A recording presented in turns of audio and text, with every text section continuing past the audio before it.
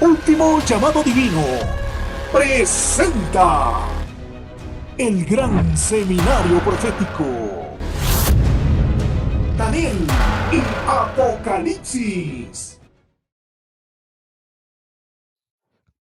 Cordiales saludos, amigos y hermanos. Hoy vamos a continuar con el estudio profético del libro de Apocalipsis.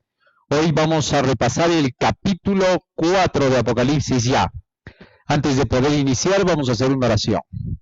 Bondadoso Dios que moras en los cielos, estamos agradecidos a ti porque nos das la vida y la salud, y te rogamos, Padre Santo, que nos ayudes a comprender tu santo libro. En el nombre de Jesús. Amén. La adoración celestial. El capítulo 4 ya se introduce al momento cuando se cumplió la iglesia de la Odisea.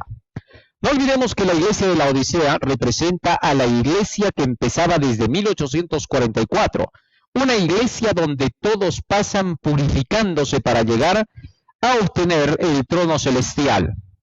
Se les dice a los de la Odisea que los que venzan se sentarán en el trono con Jesucristo al lado de su Padre, lo que significa que entonces todos aquellos que van a tener que pasar por la Odisea pasan por un periodo de juicio. Y la escena del juicio se presenta precisamente aquí en el capítulo 4, que está en relación directa con el capítulo 7 de Daniel, donde se ve el trono de Dios y a un anciano de grande edad que va a iniciar el juicio. Así que dice el versículo 1, después de esto, miré ya aquí una puerta abierta en el cielo. ¿Cuál es esta puerta abierta en el cielo? Ya habíamos visto en la iglesia de Filadelfia el que abre y ninguno cierra y cierra y ninguno abre, y que la puerta que se abría entonces era la puerta del lugar santísimo, para poder empezar la expiación final, ¿correcto? Tal es así que entonces dicha expiación se daba a partir de 1844, cuando Cristo pasa del lugar santo al lugar santísimo. Luego sigue diciendo, y la primera voz que oí, como de trompeta, hablando conmigo, dijo, sube acá y yo te mostraré las cosas que sucederán después de estas. Ahora, la misma voz de trompeta que se escuchó en el libro de Apocalipsis capítulo 1, cuando Jesús se iba a presentar ante Juan, se vuelve a escuchar. Y le dice esta voz de trompeta, sube acá y yo te mostraré las cosas que sucederán después de estas. Ahora, estas palabras que está oyendo Juan son de llamado a que su espíritu tenga que unirse con las cosas celestiales. Sube acá significa busca las cosas que enseña la palabra de Dios. Cuando nosotros estamos frente a la Biblia, cuando estamos estudiando la palabra del Señor, prácticamente estamos ascendiendo hasta el trono celestial. Estamos entrando a un lugar sagrado, que es el estudio de la palabra de Dios. En una ocasión, cuando Dios llamó a Moisés, y se acercó Moisés ahí en el monte Horeb y vio la zarza que ardía, Dios le había dicho, quita las sandalias de tus pies porque el lugar en que estás es tierra santa. Así, cada vez que nosotros escuchamos la palabra de Dios o estudiamos la palabra de Dios, no debemos olvidar que estamos en tierra sagrada, en lugar sagrado donde vamos a recibir directamente el mensaje de Dios, directamente de sus labios a través del Espíritu Santo. Sigue diciendo más, versículo 2. Y al instante yo estaba en el Espíritu. Y aquí un trono establecido en el cielo y en el trono uno sentado. A través de las Santas Escrituras, por medio de las profecías que nosotros venimos estudiando para que Dios nos revele las cosas que deben ser después de lo que sucedió con las 7 iglesias, es decir, nuestro tiempo, porque después involucra después de la iglesia de la Odisea. Yo te diré las cosas que sucederán después de estas. Una vez que pasa la fecha de 1844, todos los que se aproximan a las profecías del Señor, a la palabra de Dios, lo primero que van a entender es esto que Juan estaba recibiendo como revelación. Dice, al instante estuvo frente a un gran trono, el trono de Dios. Así todos aquellos que aceptan el Evangelio para esta hora, pasan directamente hasta el trono de Dios. Por medio de Jesucristo, por el velo de su cuerpo, pueden tener acceso al santuario. Así nos lo dice el libro de Hebreos. Vamos a leer donde va a empezar el juicio y Cristo va a ser nuestro abogado. Porque eso es precisamente lo que vio Daniel. En Daniel capítulo 7, versículo 9 hasta el 13, se nos dice que ante el anciano de días fue traído un hijo de hombre, que es Jesucristo, el cual intercedería en nuestro favor y recibiría así los reinos de este mundo. Muy bien, sigue diciendo más el versículo 3. Y el aspecto del que estaba sentado era semejante a piedra de jaspe y de cornalina, y había alrededor del trono un arco iris semejante en aspecto a la esmeralda. Ahora, dice aquí que el que estaba sentado en el trono era parecido o semejante a una piedra de jaspe. El jaspe es de color amarillo y también de color azul. Por lo tanto, entonces, el trono donde se veía a Dios sentado parecía ser un trono de fuego. Es el mismo trono que vio el profeta Ezequiel en el capítulo 1 y en el capítulo 10, donde veía al gran Señor, al gran Jehová sentado en su trono. Ese trono estaba, dice Ezequiel, reluciente por llamas de fuego. Bueno, es que el trono de Dios representa a su ley y a su misericordia, su justicia y misericordia. En ese trono se juntan las dos cosas: la justicia, que es la ley de Dios, Salmo 119, 172, y la misericordia, que es la palabra del Señor, Salmo 119, 76 y 82. Por lo tanto, entonces, cuando dice que el trono de Dios se ve como refulgente, como fuego, no es otra cosa que lo que dice Jeremías 23, 29, que la palabra del Señor es como fuego. Así que entonces, el trono de Dios es el acercamiento a la palabra de Dios, al fuego de Dios, a su palabra, que en ella nosotros encontramos la presencia del Dios visible. Pero más aún dice aquí, y alrededor del trono dice que había un arco iris. El arco iris se forma con el agua y con la luz del sol. Por lo tanto, entonces, aquí hay una mezcla de dos cosas. El agua representa la misericordia de Dios, su palabra. El sol representa la justicia de Dios, el sol de justicia según Malaquías capítulo 4. Y en Efesios 5:26 leemos que el agua es la palabra. Ahora bien, teniendo eso en cuenta, quiere decir que cuando se mezcla la justicia, la ley de Dios, juntamente con la misericordia, que es la palabra de Dios, la ley y el evangelio en otras palabras, entonces los dos forman el arco iris de la promesa, del pacto. En un tiempo, en una ocasión, en tiempos antiguos, Noé había pasado por el diluvio. Y Dios le dijo, voy a poner mi arco en el cielo, mi arco iris, como un pacto entre mí y tu descendencia y aún con los animales de esta tierra. Ese pacto del cual se estaba hablando con Noé era el segundo pacto, donde se encuentra la ley y la misericordia, la ley y el evangelio. Así que entonces era el segundo pacto ya conocido por Noé, ya conocido por Adán, ya conocido por Abraham, hasta los días de Moisés. Y renovado con Moisés después de que se rompió los 10 mandamientos que representaban al primer pacto en tablas de piedra, y luego se le dio otra vez los 10 mandamientos, pero esta vez con promesas de perdón y de santificación, en Éxodo capítulo 34, versículos 5 hasta el 9. ¿Esto qué cosa significa? Significa que el arco iris es una representación del pacto de Dios, hecho con Abraham, Isaac, Jacob y todos los demás que creyeron en el Señor. Siempre recordando que ese es el llamado nuevo pacto o segundo pacto. Y solo se le llama segundo pacto porque con los judíos se hicieron dos pactos. Después, por eso nada más se le llama segundo pacto, porque después es el mismo pacto de siempre. ¿Correcto? El pacto que promete la obediencia a la ley con la misericordia o el evangelio. Muy bien. Ahora, teniendo en cuenta eso, sigue diciendo el versículo 4. Y alrededor del trono había 24 tronos. Y vi sentados en esos tronos a 24 ancianos vestidos de ropas blancas con coronas de oro en sus cabezas. Cuando nosotros vamos al libro de Daniel capítulo 7, nos encontramos esos mismos tronos, pero en Daniel 7 no hay nadie en esos tronos, curiosamente. Vamos a leerlo. Daniel capítulo 7, versículo 9 y 10 dice la Escritura. Estuve mirando hasta que fueron puestos tronos. Y se sentó un anciano de días, cuyo vestido era blanco como la nieve, y el pelo de su cabeza como lana limpia. Su trono llama de fuego, las ruedas del mismo fuego ardiente, Un río de fuego procedía y salía de delante de él, millares de millares le servían, y millones de millones asistían delante de él, y el juez se sentó y los libros fueron abiertos. Nótese lo que dice acá: vi tronos. En esos tronos en los días de Daniel no había nadie, estaban vacíos, y solamente se sentó el anciano de grande edad, listo para poder iniciar el gran juicio. ¿Por qué es que en el Apocalipsis ahora sí se ve a 24 ancianos en esos tronos?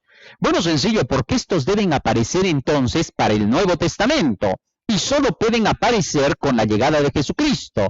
Y solo hay un grupo que resucitó de santos de todas las épocas y que fueron a visitar a las casas diciendo que habían resucitado cuando Cristo resucitó. Estos santos son aquellos santos hombres de Dios que no conocemos sus nombres, no los tenemos.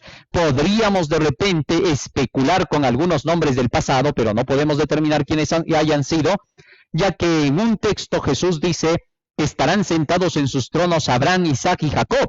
Entonces podríamos determinar por eso que ellos están sentados en esos tronos. Podría ser. Pero el hecho es de que estos 24 ancianos aparecen solo para el Nuevo Testamento. Cuando Cristo resucita, a esos que resucitó ya no volvieron a la tumba, sino que fueron llevados juntamente con él hasta el cielo como los trofeos de su victoria. No tenemos ni un solo registro bíblico que nos diga que estos que resucitaron volvieron a morir. Por el contrario, lo más certero es que se fueron con Jesucristo cuando se fue para el cielo. ¿Debido a qué? Bueno, debido a que encontramos un texto en el libro de Efesios, en el capítulo 4, que dice lo siguiente. Libro de Efesios. Leamos en relación a lo que ocurrió cuando Jesús subió al cielo. Dice así, Efesios capítulo 4, versículo 8, por lo cual dice, subiendo a lo alto, es decir, yéndose al cielo cuando se fue Cristo, se llevó cautiva la cautividad. La cautividad es la muerte, ya sabemos según la Biblia. ¿Por qué? Porque tiene cautivos a todos los hijos de Dios. La cautividad fue llevada cautiva, lo que significa que entonces se liberó a gente de parte de los que estaban muertos ya en sus tumbas y sepulturas, y luego dio dones a los hombres. Entonces, en base a este texto, por lo que se está hablando acá, de que Jesús vence a la muerte, es posible que estos hayan sido llevados en esa ocasión. Muy bien. El espíritu de profecía nos dice claramente en el libro El deseado de todas las gentes que sí, que estos que resucitaron fueron llevados como trofeos al reino celestial. Siendo así, estos 24 ancianos ocuparían entonces su lugar en esos 24 tronos como representación de los seres humanos. Pero Jesucristo dijo que todos aquellos que serían salvados de entre los seres humanos serían como los ángeles en el cielo, es decir, que van a tomar el lugar de los ángeles, aquellos ángeles que cayeron. Así que por esa razón podríamos determinar que estos 24 ancianos puedan ser también llamados ángeles. Y no sería raro porque incluso la mensajera del Señor en una de sus visiones dice un ángel refiriéndose a uno de los ancianos. Así que entonces eso significaría que los que han sido salvados toman el lugar de los ángeles en el cielo, tal como Jesucristo lo declaró. Muy bien, teniendo eso en cuenta, regresamos a Apocalipsis capítulo 4 y ya tenemos a los 24 ancianos que están sentados en 24 tronos para poder ser testigos en el juicio que se lleva a cabo en el cielo. Obviamente, seres humanos tienen que ser testigos, pero tienen que ser vencedores para poder saber que lo que se está haciendo en el cielo en medio del juicio es justo, ¿correcto? Y no porque Dios no sea justo, sino para que queden claro entre seres humanos que sí hay justicia de parte de Dios. No olvidemos que en el cielo también está Elías, que está Enoch y que está Moisés, que van a ser testigos también en medio de este juicio. Y cientos y millares de ángeles que también son testigos. ¿Por qué? Porque todos estos seres están viendo y observando a ver si lo que decía Lucifer en el cielo era verdad o no era verdad. Muy bien. Sigue diciendo más el texto bíblico. Apocalipsis capítulo 4, versículo 5.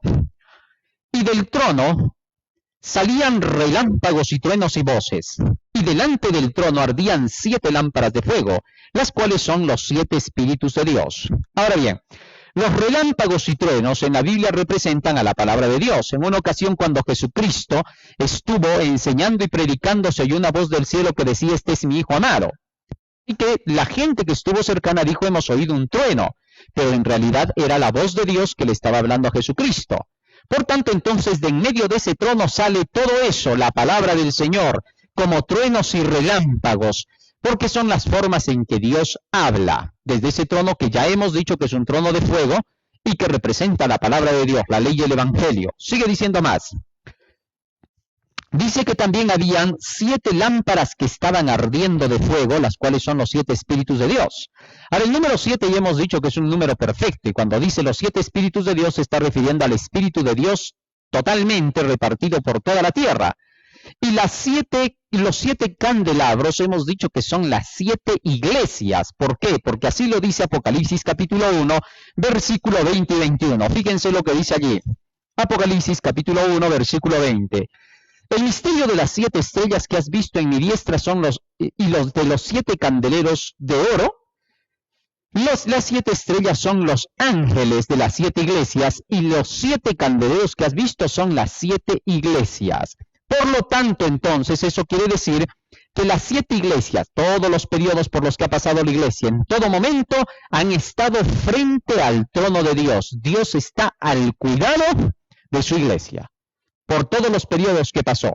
Miren, sigue diciendo la Escritura, versículo 6, y delante del trono había como un mar de vidrio semejante al cristal, y junto al trono y alrededor del trono 4 seres vivientes llenos de ojos delante y detrás. Muy bien, ahora, delante del trono dice que se hallaba un mar de vidrio semejante al cristal. Este mismo mar de vidrio es presentado cuando los 144,000 estén allí en el trono celestial. Así nos dice el libro de Apocalipsis capítulo 15. Dice, vi en el cielo otra señal grande y admirable, 7 ángeles que tenían las 7 plagas postreras, porque en ellas se consumaba la ira de Dios.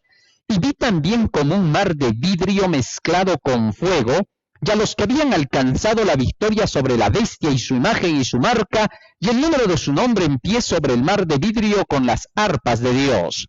Este mar de vidrio es una representación del trono del Señor, aunque también la Biblia dice que va a haber un mar de vidrio en el cielo. De vidrio significa transparente y cristalino. El agua representa obviamente a la palabra del Señor, y el que resplandecía como fuego no es que en realidad había fuego, sino que resplandecía por la gloria de Dios. Lo que significa que todo este mar, donde están parados los 144,000, son todas las enseñanzas en el símbolo por las cuales 44 han podido alcanzar la victoria sobre la bestia y su imagen. Ahora, cuando los 144,000 alcanzan la victoria y están parados sobre ese mar de vidrio que representa la palabra del Señor, entonces quiere decir que los 144,000 están parados sobre la base y la plataforma del mensaje de los 3 ángeles, que son los que predican estos 144,000. Están parados sobre esa plataforma que es el mar de vidrio, que prácticamente representa a todas las enseñanzas de Dios, a la palabra de Dios. No solamente eso, sigue diciendo, y junto al trono y alrededor del trono 4 seres vivientes llenos de ojos delante y detrás. Ahora bien, estos 4 seres vivientes que tenían tantos ojos por todo lado, ¿a qué representan? Cuando nosotros vamos al libro de Ezequiel, al capítulo 1 y al capítulo 10, encontramos que en el cielo hay 4 ángeles o 4 querubines que están representados por estos seres que tenían 4 caras, porque sigue diciendo así, versículo 7, el primer ser viviente era semejante a un león, el segundo era semejante a un becerro, el tercero tenía el rostro como de hombre, y el cuarto era semejante a un águila volando. Y los 4 seres vivientes tenían cada uno 6 alas, y alrededor y por dentro estaban llenos de ojos, y no cesaban día y noche de decir, Santo, Santo, Santo, es el Señor Dios Todopoderoso, el que era, el que es y el que ha de venir. Muy bien. Ahora, la presentación que se hace en estos versículos de estos 4 querubines, que ya dije que en Ezequiel también están representados en el capítulo 10, y que estos 4 donde se movían habían 4 ruedas que giraban sin chocar y que representan al sistema de trabajo de la obra del Señor, estos 4 hacia donde andaban hacían que las ruedas caminaran con ellos, ¿correcto? Esa fue la visión de Ezequiel. ¿Qué cosa significa? Los querubines representan directamente a la palabra de Dios. ¿Por qué? Bueno, porque cuando nosotros analizamos en el santuario antiguo el arca del pacto con sus dos querubines hechos de puro oro, estos representaban al Antiguo Testamento y al Nuevo Testamento, de donde Dios se comunicaba, porque a Moisés se le dijo que él se comunicaría de entre los dos querubines. Esto lo encontramos en el libro de Éxodo. Vamos a ver qué cosa dice el libro de Éxodo en relación a estos querubines. Dice así, capítulo 25 de Éxodo, versículo 22. Y de allí, del propiciatorio, me declararé a ti y hablaré contigo de sobre el propiciatorio, de entre los dos querubines que están sobre el arca del testimonio, todo lo que yo te mandare para los hijos de Israel. Así que entonces Dios se comunicaba a través de los dos querubines con Moisés, porque la voz de Dios salía de en medio de esos dos querubines. Entonces, ¿qué quiere decir? Que la palabra de Dios sale de en medio del Antiguo y el Nuevo Testamento. No olvidemos que en el jardín del Edén Dios había puesto también dos querubines para que protegiesen, o mejor dicho, sí, dos querubines con una espada que se revolvía en el medio. La espada es la palabra de Dios, que estaba entre los dos querubines. Esto significa que la palabra de Dios sale de en medio de esos dos querubines. Dos querubines que en el cielo eran los dos ungidos de Dios, entre los cuales estaba Lucifer, ¿correcto? Quien era el portador de la palabra de Dios. Por tanto, por toda esta simbología, se entiende claramente que estos querubines representan a la palabra de Dios, y hacia donde la palabra de Dios se moviera, hacia ahí se tenían que mover las ruedas, es decir, el carro del movimiento del Evangelio que va llevando la palabra al mundo entero. Ahora bien, teniendo eso en cuenta, aquí hay una representación simbólica más. La cara de los querubines eran de 4 caras, tenía 4 caras para cada lado. Quiere decir que miraba hacia los 4 extremos, lo que significa que tenía la capacidad de poder verlo todo. Así es la palabra de Dios, ¿no? Tiene la capacidad de poder ver todo lo que va a ocurrir en el mundo, analizarlo y decirnos el futuro. Ahora bien, una de las caras era cara de hombre. Esta es la cara de un ángel común. Otra de las caras tenía cara de becerro, que es una representación de los sacrificios que se hacían en el pasado, representación de Jesucristo. Y en el caso de la cara de hombre, representación de Jesucristo hombre. Por otro lado, tenía la cara de la representación de un león. A Jesucristo se lo presenta como el león de la tribu de Judá. Y por otro lado tenía una cara de águila, y al águila se la representa como protectora del pueblo del Señor en el libro de Ezequiel, representando a Jesucristo como protector. Por lo tanto, entonces, aquí hay 4 facetas en las cuales se presenta Jesucristo. Jesús como el león de la tribu de Judá, Jesús como el becerro de la expiación, Jesús como un ser humano y Jesús como el protector de su pueblo. Muy bien.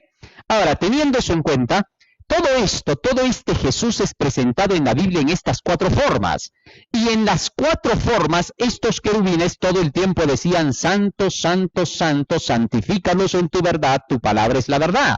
O sea, la capacidad de estos 4 querubines era la santificación. Por eso, cuando vienes a la Biblia, por la Biblia eres santificado. Así que entonces los 4 querubines representan a toda la palabra de Dios que todo el tiempo está exaltando a Dios como santo, como puro. Solo la Biblia te puede mostrar la santidad de Dios, porque la santidad tal cual la entiende el mundo es otro tipo de santidad. Muy bien.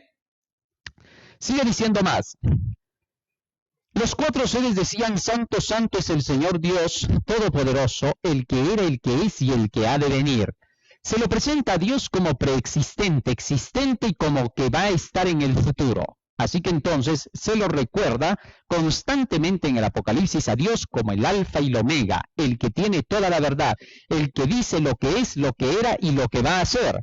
Y también se hace la presentación aquí de que Dios estará de regreso con nosotros. Esto significa que aquí hay una doble imagen, tanto el Padre como el Hijo, porque Jesucristo es el que viene. Por tanto, entonces se le llama a Jesucristo aquí Todopoderoso, y en varios otros textos se le llama Todopoderoso. Hay algunos movimientos religiosos que declaran que Dios no es todopoderoso, que Jesús no es todopoderoso, sino solamente poderoso, pero acá se le reconoce como todopoderoso. Muy bien, el versículo 9 sigue diciendo, y siempre que aquellos seres vivientes dan gloria, honra y acción de gracias al que está sentado en el trono, al que vive por los siglos de los siglos, los 24 ancianos se postran delante del que está sentado en el trono, y adoran al que vive por los siglos de los siglos y echan sus coronas delante del trono diciendo, Señor, digno eres de recibir la gloria, la honra y el poder, porque tú creaste todas las cosas y por tu voluntad existen y fueron creadas. Ahora bien, estos 24 ancianos, dice, cada vez que tienen que escuchan la voz de los seres vivientes que dicen santo, santo, santo, inmediatamente los 24 ancianos terminan glorificando a Dios. ¿Por qué? Bueno, cada vez que nosotros escuchamos las palabras de los querubines, en este caso de la Biblia, nosotros terminamos dando gloria a Dios. ¿Cómo le glorificamos nosotros a Dios? Bueno, sencillo. El mismo Jesucristo declaró cómo es que se le da gloria a Dios. San Juan capítulo 15, versículo 8. Nos dice allí la Escritura. San Juan 15, 8. Esto es glorificado mi Padre, en que llevéis mucho fruto y seáis así mis discípulos. En esto es glorificado mi Padre, en que llevéis mucho fruto y seáis así mis discípulos. Es decir, Dios es glorificado cuando nosotros llevamos muchos frutos para Él. ¿Cuáles son los frutos que nosotros tenemos que llevar para darle gloria a Dios? Todos los frutos que nosotros debemos dar están registrados en la palabra del Señor, en el libro de Gálatas, en el capítulo 5, y todo esto es porque tenemos que entrar al juicio. Recuerda una cosa en especial. Todos aquellos ancianos que están en los tronos están frente al juicio de Dios, lo que significa que ellos son el ejemplo de cómo nosotros podemos permanecer frente al trono de Dios en esta hora del juicio. Porque ya hemos dicho que a partir de 1844 la Odisea ha entrado en juicio, pueblo del juicio, pueblo de la ley. Así que entonces, para que nosotros podamos soportar en esta hora del juicio, se nos muestra la figura de esos 24 ancianos, siendo seres humanos que pueden estar frente al trono de Dios en plena hora del juicio, y vemos que la forma en que pueden soportar frente a este trono es cuando le dan gloria a Dios. ¿Cómo se le da gloria a Dios entonces? Por medio de los frutos. ¿Cuáles son esos? Gálatas capítulo 5, versículo 22 y 23 dice, mas el fruto del Espíritu es amor, gozo, paz, paciencia, benignidad, bondad, fe, mansedumbre, templanza. Contra tales cosas no hay ley. De manera que entonces aquí se presentan los frutos del Espíritu, las bondades, las virtudes del Espíritu, como frutos que nosotros tenemos que dar para darle gloria a Dios. Mientras no damos estos frutos, no glorificamos a Dios. Pero ¿cómo podemos obtener nosotros estos frutos? Acá dice que son los frutos del Espíritu. Libro de San Juan, capítulo 6, versículo 63, la Biblia nos dice qué cosa es el Espíritu y cómo podemos nosotros fructificar a través de él. Jesucristo declaró esto en una ocasión. San Juan 6, 63, dice la Escritura, el Espíritu es el que da la vida, la carne para nada aprovecha. Las palabras que yo os he hablado son espíritu y son vida. Fíjate en esto, las palabras que Cristo ha hablado desde el Génesis hasta el Apocalipsis son espíritu y son vida. Si esas palabras son espíritu y son vida, cuando esas palabras, ese espíritu está dentro de ti, esas palabras producen un fruto en ti. Tal es así que se nos dice, en mi corazón he guardado tus dichos, Salmo 119, 11, para no pecar contra ti. Cuando las palabras del Señor están en nuestra mente, que es el corazón, estas palabras son el motor que impulsa las acciones y por lo tanto esas palabras se encargan de hacernos dar gloria a Dios, es decir, obedecer sus mandamientos. Por eso dice que estos frutos, contra estos no hay ley. Y en Ezequiel capítulo 36 y en el versículo 27, nosotros leemos cuál es la tarea del Espíritu para que podamos fructificar. Ezequiel capítulo 36, versículo 27. Dice la Escritura, pondré dentro de vosotros mi espíritu, es decir, mi palabra, y haré que andéis en mis estatutos, guardéis mis preceptos y los pongáis por obra. Así que entonces, cuando los cuatro querubines hablan, cuando la palabra del Señor habla, cuando nosotros nos llenamos de esa palabra, Dios está poniendo su espíritu en nosotros para andar en sus mandamientos. Y cuando los cuatro seres gritaban, santo, santo, santo, inmediatamente los 24 ancianos se veían por la ley de la causa y el efecto impulsados a dar gloria a Dios, al que vive por los siglos de los siglos. Dice acá, siempre que aquellos seres vivientes dan gloria y honra y acción de gracias al que está sentado en el trono, al que vive por los siglos de los siglos, los 24 ancianos se postran delante del que está sentado en el trono y adoran al que vive por los siglos de los siglos y echan sus coronas delante del trono diciendo, digno eres de recibir la gloria y la honra y el poder, porque tú creaste todas las cosas y por tu voluntad existen y fueron creadas. Muy bien, ahora, esta es la escena de Dios Padre en medio del juicio, pero Daniel continúa diciendo, Daniel capítulo 7, versículo 9 y 10. Fíjense que en la escena todavía hay más.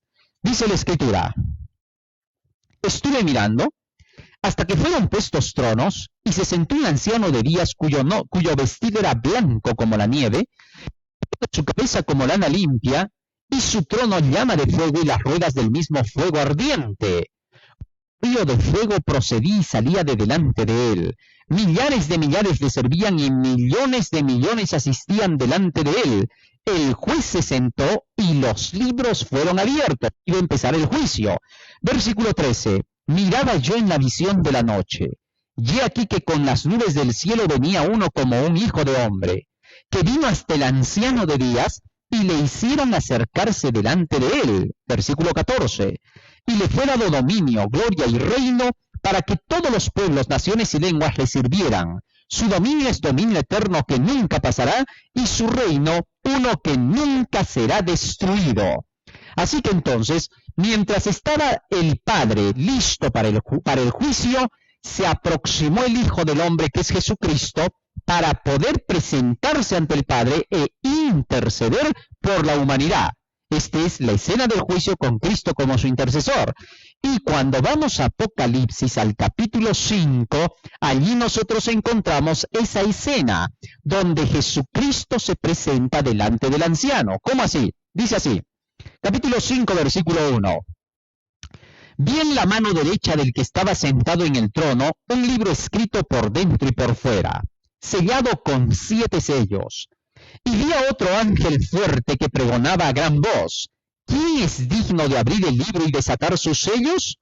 Y ninguno ni en el cielo, ni en la tierra, ni debajo de la tierra podía abrir el libro ni mirarlo.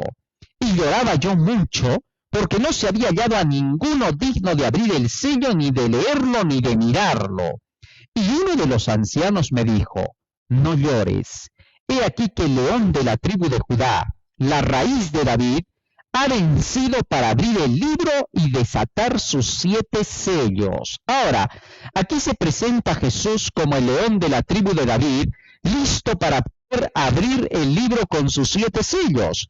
Y dice que era el único en todo el universo que era capaz de desatarlos. ¿De qué? ¿O qué es lo que había en este libro con sus 7 sellos y cuán importante era que Juan llorara? Bueno, porque al abrirse estos 7 sellos, se iba a abrir todo el futuro, ya que a Juan se le dijo, ven para que te muestre las cosas que van a suceder después de estas. ¿Esto qué cosa significa? Significa que en ese momento se le iba a mostrar a Juan todo el futuro a través de los 7 sellos. Y a decir verdad, los 7 sellos son los que abarcan todo el Apocalipsis, y por eso ese es nuestro siguiente tema que vamos a tocar, los 7 sellos, porque aquí en la hora del juicio es necesario abrir los 7 sellos para que el pueblo de Dios pueda soportar en la hora del juicio. Eso quiere decir que quienes no estudien el Apocalipsis, los 7 sellos, no podrán soportar ni salir limpios en la hora del juicio. Así de importante es esta parte del Apocalipsis. Así que el pueblo del Señor está llamado a que tenga que estudiar sí o sí este libro. Si tu pastor, si tu hermano, el dirigente de tu iglesia o cualquier conocido te dice que no es necesario el estudio de las profecías, que las profecías no te van a salvar, te está mintiendo, te está engañando. ¿Por qué? Porque acá dice otra cosa. La Biblia enseña otra cosa y a Dios le creemos, no a los hombres. Así sean los más consagraditos en la tierra. Sigue diciendo el capítulo 5, versículo 6. Miré y vi en medio del trono y de los 4 seres vivientes y en medio de los ancianos, que estaba en pie un cordero como inmolado, que tenía 7 cuernos y 7 ojos, los cuales son los 7 espíritus de Dios enviados por toda la tierra. Los 7 cuernos, el cuerno es poder. Eso quiere decir que es todo el poder de Dios el que tiene Jesucristo. Y los 7 espíritus quiere decir que tiene todo el conocimiento de la palabra del Señor. Y vino y tomó el libro de la mano derecha del que estaba sentado en el trono. Y cuando hubo tomado el libro, los 4 seres vivientes y los 24 ancianos se postraron delante del Cordero. Todos tenían arpas y copas de oro llenas de incienso, que son las oraciones de los santos, y cantaban un nuevo cántico diciendo: digno eres de tomar el libro y de abrir sus sellos, porque tú fuiste inmolado, y con tu sangre nos has redimido para Dios de todo linaje, lengua, pueblo y nación, y nos has hecho para nuestro Dios reyes y sacerdotes, y reinaremos sobre la tierra. Y miré y oí la voz de muchos ángeles alrededor del trono, y de los seres vivientes y de los ancianos, y su número era millones de millones, que decían a gran voz: el Cordero que fue inmolado es digno de tomar el poder, las riquezas, la sabiduría, la fortaleza, la honra, la gloria y la alabanza. Ya todo lo creado que esté en el cielo y sobre la tierra y debajo de la tierra y en el mar, ya todas las cosas que en ellos hay, oí decir: al que está sentado en el trono y al Cordero, sea la alabanza, la honra, la gloria y el poder por los siglos de los siglos. Versículo 14. Los 4 seres vivientes decían amén, y los 24 ancianos se postraron sobre sus rostros y adoraron al que vive por los siglos de los siglos. Así, la escena nos presenta a Jesucristo como el principal de todo, el que logra abrir todos los sellos de los misterios de Dios, para que aquellos que han entrado en esta hora del juicio, aquellos que participan en la iglesia de la Odisea, sean pulidos y purificados con las enseñanzas del Apocalipsis. Interesante saber que en esta hora del juicio es por medio de este libro del Apocalipsis que los hijos de Dios soportarán la prueba final y podrán salir ilesos después de este juicio para la vida eterna.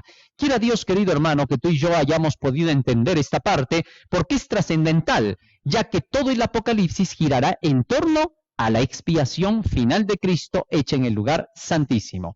Dios te bendiga. Vamos a orar para poder terminar. Bondadoso Dios que moras en los cielos, te agradecemos por habernos hecho comprender tu palabra. Y te rogamos, Señor, que cada una de estas maravillas queden guardadas en nuestra mente y corazón, y que sean el motor que impulse nuestras acciones. Quédate con nosotros y guárdanos en tu amor. En el nombre de Jesús. Amén.